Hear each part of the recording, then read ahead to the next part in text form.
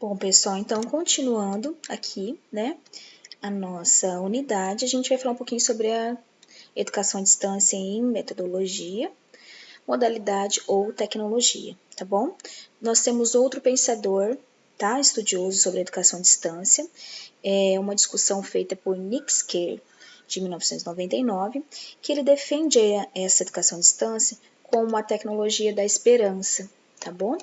Então, a gente pode estar vendo sobre os conceitos desse pensador que essa dinamização tecnológica forçou também uma redefinição de planejamentos, né, com vistas ao quê? Com o objetivo de quê? De ampliar, de aperfeiçoar todos os métodos que já são utilizados dentro da educação à distância, né? É uma gestão de funcionamento, onde todos os sistemas de comunicação, do próprio processo de ensino-aprendizagem, então isso aí está cada vez mais sendo dinamizado, sendo aperfeiçoado, né? Por isso ele fala educação à distância como uma educação de esperança, tá bom?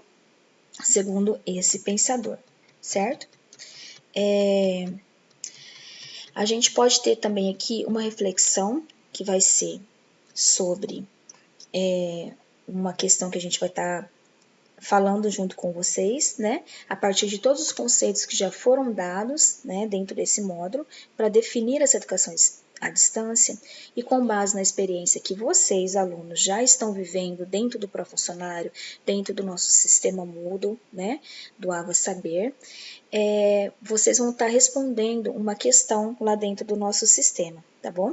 Essa questão vai ser para vocês falarem com suas próprias palavras os conceitos, o que é a educação à distância, tá? E lembrando de manter sempre o memorial de vocês atualizado. Sempre que a gente está fazendo a aula, já vai anotando o que tem para o que vocês estão entendendo para o memorial, tá bom? Aí a gente também tem um outro conceito que ele fala das cartas de São Paulo à Rede ETEC Brasil. O que significa essa parte do módulo? Aqui ele está falando desde lá do início, a primeira parte do que foi a educação à distância, o que foi considerado uma educação à distância, tá? Essa parte aqui é bem rapidinha, eu vou estar interagindo aqui com vocês sobre isso, tá? Costuma-se dizer que a primeira forma de educação à distância foram as famosas cartas de São Paulo, né, aos fiéis cristãos do século II a.C. Através dessas correspondências, o apóstolo Paulo ele teria educado cristãos de diversas cidades da Grécia, perpetuando os ensinamentos que constituem a essência do cristianismo até hoje. Então, essa parte aqui é uma parte histórica, tá? Que ele vem nos ensinar o quê? Desde quando começou essa educação à distância? Então, assim, desde muito tempo existe essa parte, né? Como, por exemplo, aqui através de uma carta onde o apóstolo Paulo, né, passava todos os seus conhecimentos para dar continuidade a essa essência do cristianismo, tá bom? E aí ele continua, mas bem longe dessa remota origem, né, a gente pode também localizar no final do século XVIII e em meados do século XIX algumas experiências também com estudos feitos por correspondências, que também são considerados como educação à distância, tá bom? Como, por exemplo, na Segunda Guerra Mundial, que eles também utilizaram, né, diversas experiências metodológicas, utilizando meios de comunicação mais nessa forma remota, tá? Essa comunicação em massa que foi realizada, tá? É uma outra informação também. Porém, o verdadeiro salto, o verdadeiro marco da educação à distância, o início mesmo da educação à distância, foi dado a partir de meados da década de 60, né? Com a institucionalização de várias ações no campo da educação secundária e superior, começando pela Europa, na França e Inglaterra, e também se expandindo para outros continentes. Atualmente, mais de 80 países adotaram a educação à distância em todos os níveis de ensino, né? Isso aqui, como a gente falou nas outras aulas, o nosso módulo também é um pouco antigo, então com certeza, né, a gente sabe que hoje em dia em todo o mundo já existe educação à distância, né, de alguma modalidade, de alguma forma, tá bom? Então a gente vai falar um pouquinho também sobre a trajetória da educação à distância agora no Brasil, tá bom? No Brasil, as primeiras experiências que foram feitas pela educação à distância datam ao final da década de 30, tá? Com a fundação do Instituto Rádio Monitor em 1939. Depois, no Instituto Universal Brasileiro em 1941. Esse com uma experiência na formação de profissionais para atuar no mercado de trabalho, nas áreas eletrônica, contabilidade, língua inglesa, entre outros. Aqui, gente, a gente pode perceber que eles citam até algumas modalidades de ensino à distância, como TV Futura, né? Lembra que tinha todas essas modalidades, tinha alguns também que eram feitos, né, pelo rádio, e as pessoas se formavam sim, tinha essa questão profissional, como o nosso curso do técnico profissional, que também está sendo à distância, né? Eles já tinham esse aspecto. Então, no Brasil começou lá nessa década de 30, pela fundação, né, do Rádio Monitor, tá bom? Ali que começou a educação à distância pelo rádio, tá? Então, também essa é uma parte da evolução da nossa educação à distância, certo? Já na década de 1960, destaca-se as experiências no movimento da educação de base, o MEB, tá? Que é ligado à Igreja Católica.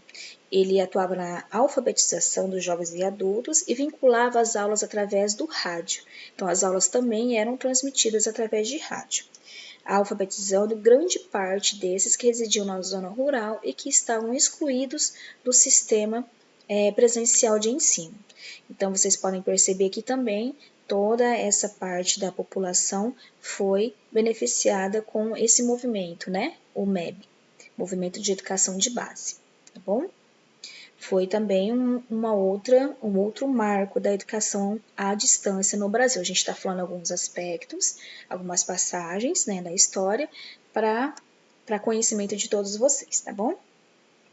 Também merece um destaque, né, o projeto de ensino, que é o projeto SACI, do Rio Grande do Norte, na década de 70, que pretendia desenvolver o ensino à distância por meio da instalação de um satélite para educação via TV universitárias do Nordeste, tá bom?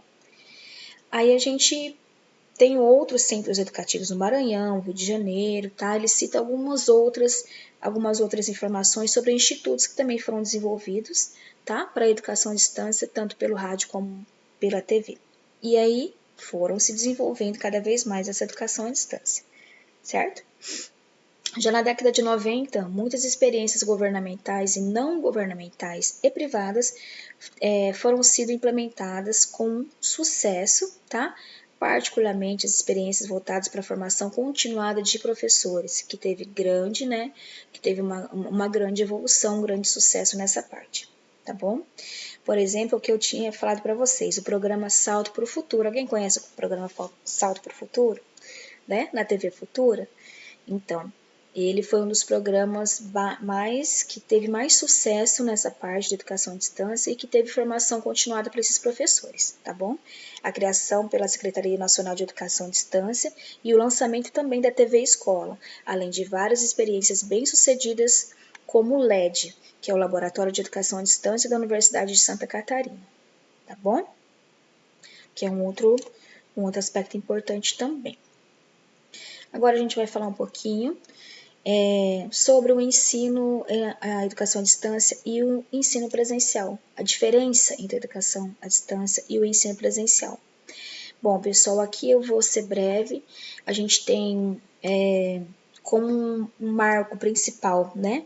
O que é educação à distância, o que é ensino presencial, é a forma é a modalidade de você não estar presente, né, junto com o aluno dentro de sala de aula. Então, essa parte, a gente já pode começar a refletir sobre essas características, né? Como a gente estava citando lá no começo, que precisa haver todo um sistema, toda uma engrenagem para que essa educação possa ser passada com qualidade, né, a educação à distância, porque ela precisa de quê? De ferramentas tecnológicas para que o ensino aconteça, né, para que a gente possa dar todo o suporte para que o aluno consiga aprender com todas as tecnologias. Então, assim, é uma coisa muito mais elaborada, muito mais planejada, porque a gente, por exemplo, a gente pode dar o exemplo do pró-funcionário. No nosso sistema, no Ava Saber, o que está disponibilizado para vocês, alunos, para estarem aprendendo de forma EAD, né, de forma na educação à distância. A gente tem no nosso na nossa biblioteca todos os módulos disponíveis, né, em PDF, então você pode baixar todos eles para ver. A gente tem todas as atividades que são postadas ali. A gente tem todos os vídeos que são disponíveis para vocês através dos links e disponibilizados no WhatsApp, que é uma outra modalidade também. E a gente também tem o que vai acontecer, né, amanhã, no sábado de manhã, a modalidade da gente estar entrando em uma reunião, em uma aula virtual, junto com vocês, cada um com seu celular, com a sua câmera, para que a gente possa ter essa interação, né? Mas isso tudo só acontece, né, através de todas essas ferramentas tecnológicas. Sem elas, não teria como acontecer, como é a forma presencial, tá bom? Então, aqui ele fala um pouquinho o seguinte, ó. A gente já fez essa reflexão, né, se tratando pelos teóricos da educação à distância, com certeza a diferença mais visível é a que está na base dessa reflexão, que é a separação espacial de professores e alunos. Então, é um espaço, né? A diferença fundamental é essa, é o espaço da gente não estar junto com os alunos dentro de uma mesma sala, é a experiência de estar virtualmente, né? Eu, tipo, aqui na minha casa, vocês na casa, no trabalho, onde vocês estiverem assistindo a aula, fazendo essa interação. A gente passando o conteúdo e vocês tentando assimilar do outro lado, tá bom? Então, esses teóricos estudiosos falam o seguinte, que a educação à distância, ao contrário da presencial, ela é um sistema tecnológico de comunicação bidirecional. Lembra que é entre professor e aluno, que pode ser massivo e que substitui a interação pessoal em sala de aula, entre o professor e aluno, como meio presencial de ensino, pela ação sistemática, conjuntiva de diversos recursos de aprendizagens, né, didáticos, e o apoio de uma organização e tutoria que propiciem uma aprendizagem independente, que com certeza na educação à distância, o aluno ele tem que ser muito mais independente, né, para estar assimilando todo o conteúdo. Isso segundo o autor, tá bom? Outra característica importante também